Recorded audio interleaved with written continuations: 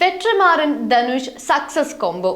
ഈ കോംബോയുടെ 4 ചിത്രങ്ങൾ, 4ഉം ശ്രദ്ധേയം, സാമ്പത്തിക വിജയം.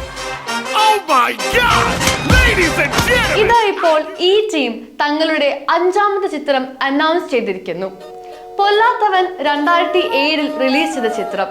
ധനുഷിന്റെ മികച്ച പെർഫോമൻസ്. വിവിധ ഭാഷകളിലേക്ക് ചിത്രം റീമേക്ക് ചെയ്യപ്പെട്ടു. ആടുകളം 4 വർഷങ്ങൾക്ക് ശേഷം 2011 വീണ്ടും വെട്രിമാരനും ധനുഷും ഒന്നിക്കുന്നു.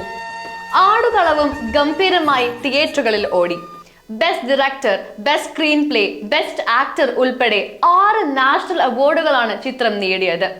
വടചെന്നൈ ആടുകളത്തിന് ശേഷം 7 വർഷം കഴിഞ്ഞാണ് ഈ ടീം ഒന്നിച്ചത്. 2018 ചിത്രം വടചെന്നൈ. ട്രയോളജി എന്ന രീതിയിലാണ് ഈ ചിത്രം അനൗൺസ് ചെയ്തത്. Direction, plot, music, action sequences, actors performances എന്നീ ഘടകങ്ങൾ ഒന്നിനൊന്ന് മെച്ചം. ഈ ചിത്രവും പുരസ്കാരങ്ങൾ വാരിക്കൂട്ടി.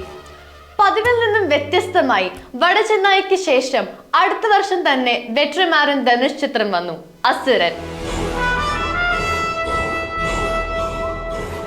ഈ ചിത്രത്തിനും നാഷണൽ അവാർഡ്സ് കിട്ടി.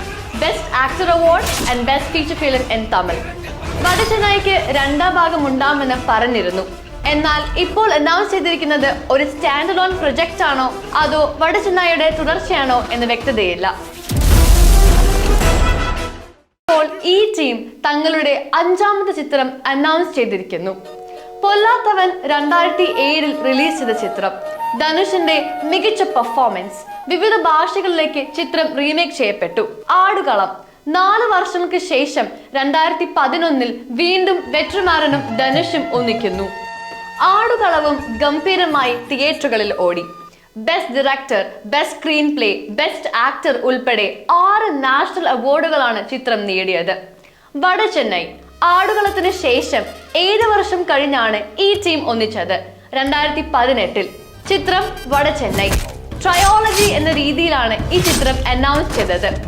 Direction, plot, music, action sequences, actors performances എന്നീ ഘടകങ്ങൾ ഒന്നിനൊന്ന് മെച്ചം. ഈ ചിത്രവും പുരസ്കാരങ്ങൾ വാരിക്കൂട്ടി.